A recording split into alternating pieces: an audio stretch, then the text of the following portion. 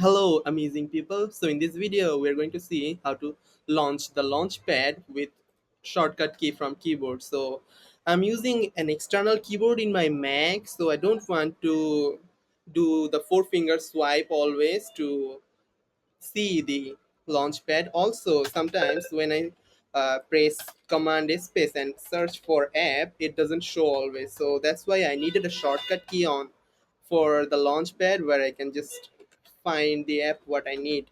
That's why I'm making this video. So I need to go to System Settings, then Keyboard, and then Keyboard Shortcuts, and then click on the Launchpad and Dock. And here you would see the Launchpad shortcut. Now I want my Launchpad to be uh, open when I press F4. So I'll double click here and press F4, and I'll do done. That's it, everyone. Now, whenever I see F4, whenever I press F4, it will open my Launchpad. I can search app from directly from my keyboard. That's it. Thank you, everyone.